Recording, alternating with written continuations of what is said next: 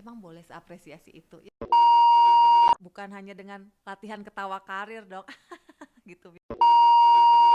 Jujur harus jadi diri sendiri, jadi diri dengan versi yang terbaik gitu.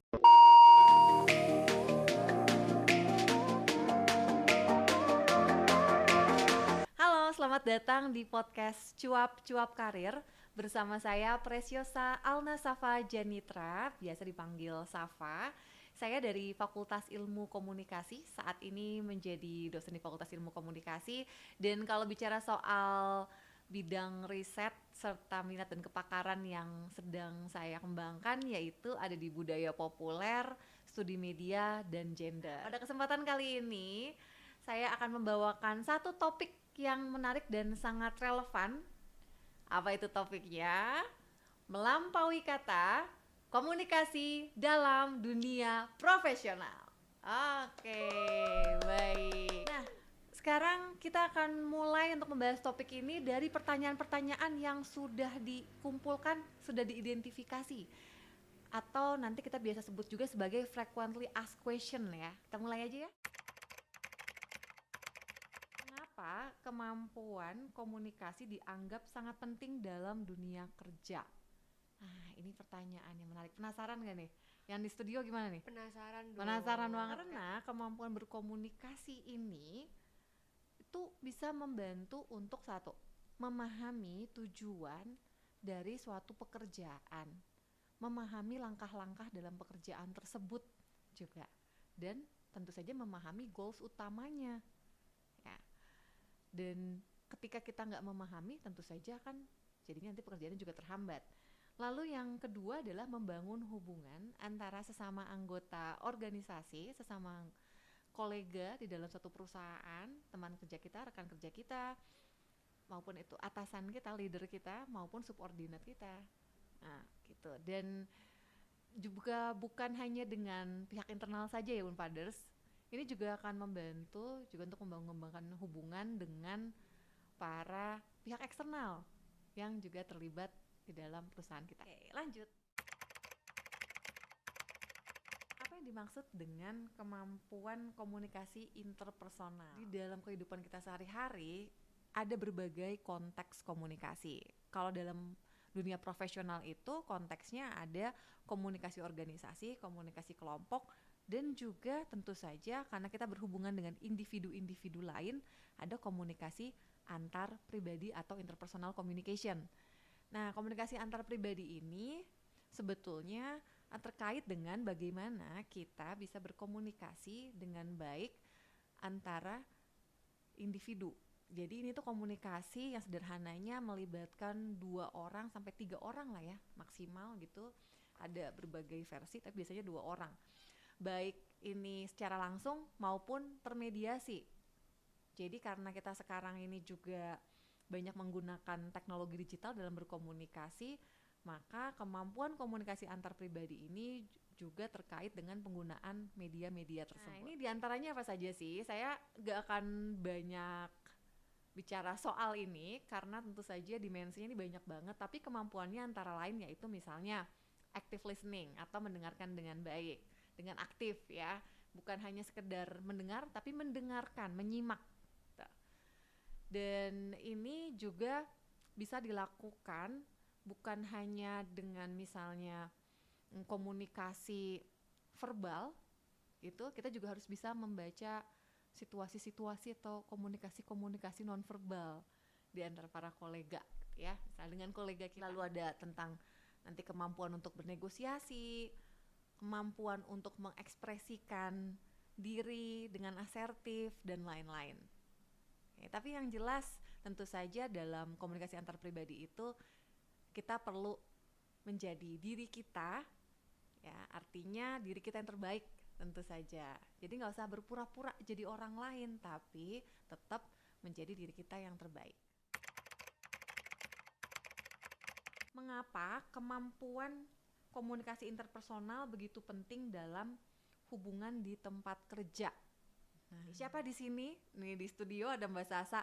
Apakah pernah mengalami masalah hubungan antar pribadi Pernah mungkin ya, karena miskomunikasi balik lagi, terus kalau di kepanitiaan apalagi birokrasinya tinggi, terus nyampe ke kitanya beda, terus akhirnya jadi konflik-konflik gitu sih kayak. Oh, nah jadi sebetulnya kemampuan berkomunikasi dalam konteks antar pribadi itu sangat penting dalam meningkatkan hubungan, dalam menjaga hubungan di antara rekan kerja atau rekan organisasi.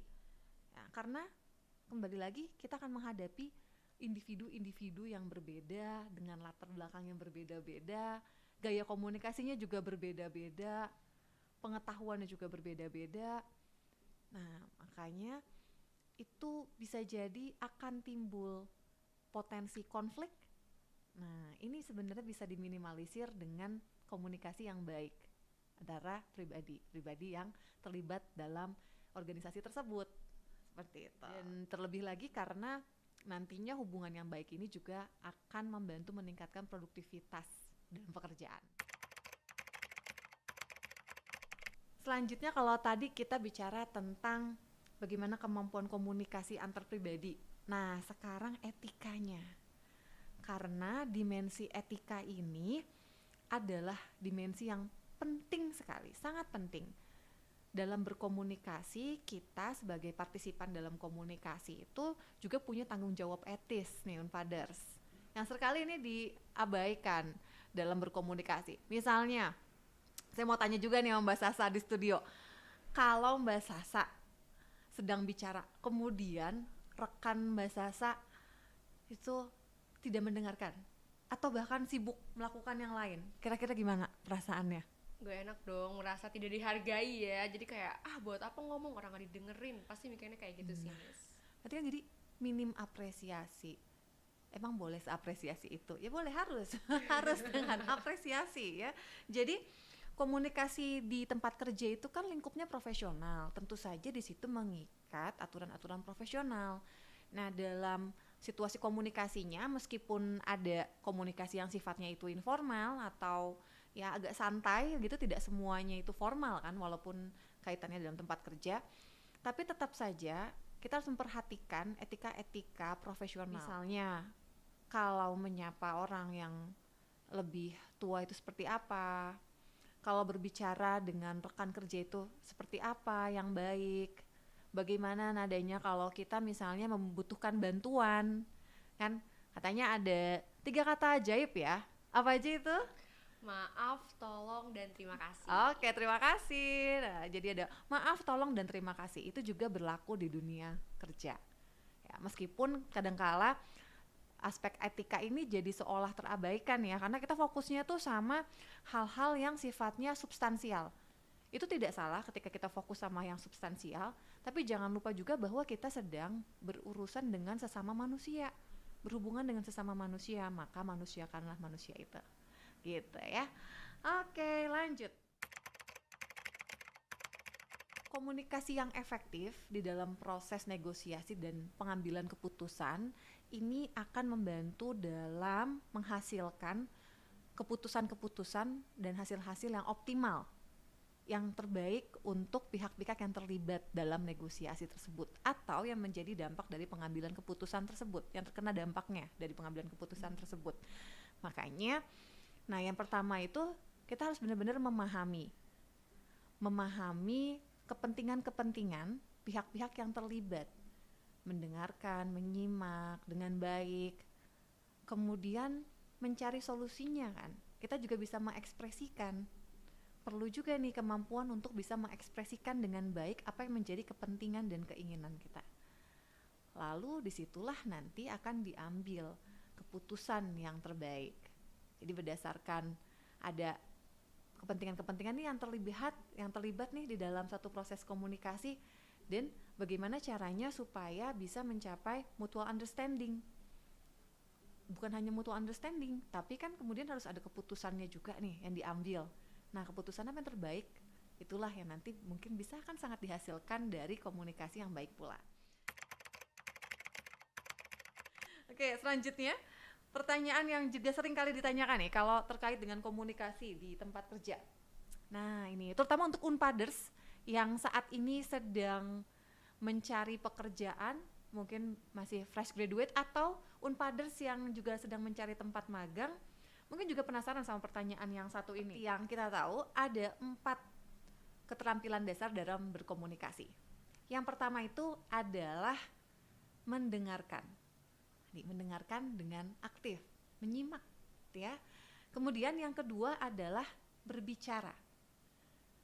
Berbicara ini karena terkait dengan mengekspresikan gagasan, mengekspresikan ide.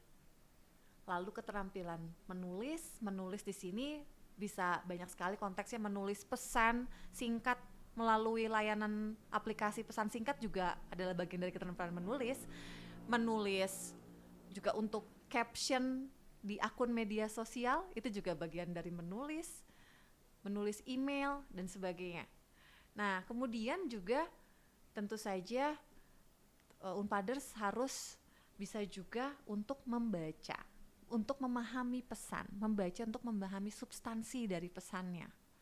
Dan juga tone-nya, ini sebenarnya maksud pesannya apakah ini ada semacam ini, apakah ini serius konteksnya atau ini bercanda dan sebagainya, ya.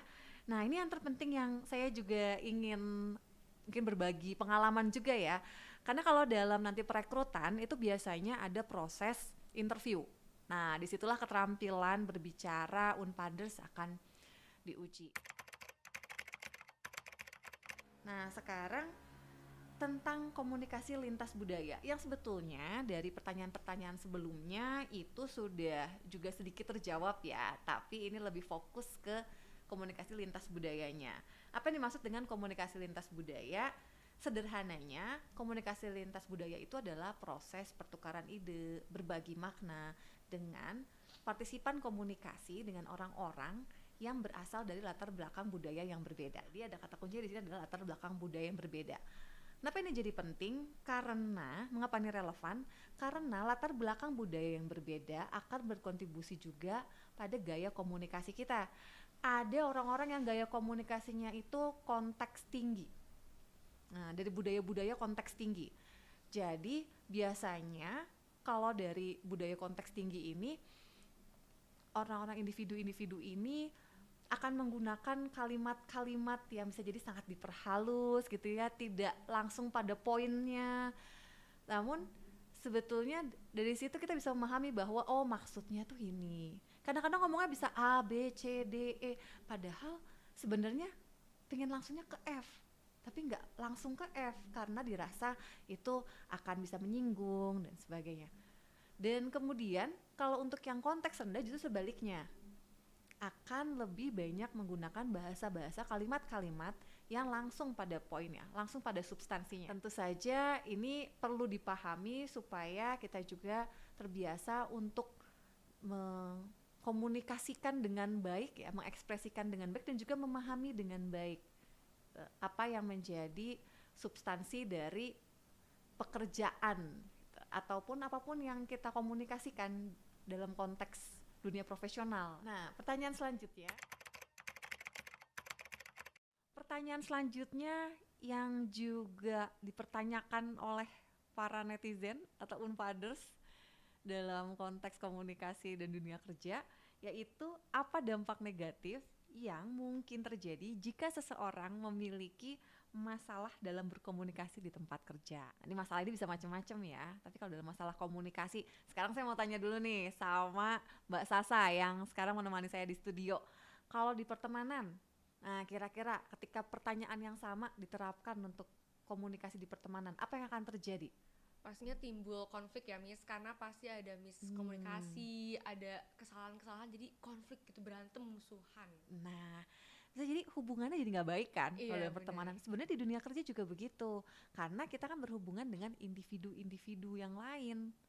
Nah, ketika komunikasinya bermasalah, respon yang didapatkan juga bisa jadi negatif dan itu bisa memicu konflik. Pekerjaan pun jadi nggak bisa terselesaikan dengan baik. Hal yang lainnya lagi adalah tentu saja pekerjaan kita yang tadinya bisa selesai tepat waktu atau bahkan cepat waktu itu jadinya terhambat. Itu ya, jadi ya kenapa makanya kita harus memiliki kemampuan yang baik dalam berkomunikasi tempat kerja, karena ternyata dampaknya besar juga. Sekarang kita ke pertanyaan selanjutnya. Nah, kalau tadi kita menjawab pertanyaan terkait apa sih dampaknya atau implikasinya kalau kita tidak mempunyai kemampuan yang baik dalam berkomunikasi di tempat kerja. Sekarang ada juga yang penasaran nih, bagaimana caranya seseorang bisa meningkatkan kemampuan komunikasinya untuk mencapai kesuksesan dalam karir. Nah, tentu saja bukan hanya dengan latihan ketawa karir dok, gitu misalnya, gitu ya, supaya bisa diterima gitu, enggak juga. Justru kita kan harus ya jujur, harus jadi diri sendiri, jadi diri dengan versi yang terbaik gitu ya. Dan yang bisa dilakukan adalah dengan latihan. Karena dalam berkomunikasi kita butuh untuk berlatih. Berlatih dan berlatih, lalu juga lakukan persiapan dengan baik. Karena dengan persiapan yang baik tentu saja nanti juga akan mendapatkan hasil yang lebih optimal. Nah, hal yang lain lagi adalah dengan memperkaya referensi. Karena dengan kita memperkaya referensi, kita juga bisa memperkaya substansi dalam komunikasi kita. Bahkan untuk misalnya berbahasa basi atau small talks gitu di lingkungan kerja, itu juga butuh referensi loh teman-teman. Butuh update, butuh informasi-informasi terkini, butuh hal-hal atau topik-topik yang mungkin menarik untuk diperbincangkan. Seperti itu. Dan tentu saja yang terakhir adalah dengan evaluasi. Jadi dengan kita melakukan evaluasi, kita nanti sudah tahu, kita bisa memahami bagaimana gaya komunikasi kita dan apa yang perlu ditingkatkan dalam cara kita berkomunikasi. Unpaders, itulah tadi pembahasan tentang komunikasi dalam dunia profesional. Nah, semoga pembahasan ini bermanfaat buat Unpaders semuanya. Jangan lupa untuk terus memperkaya referensi dan berlatih. Terima kasih, sampai jumpa di podcast Cuap-Cuap Karir episode berikutnya.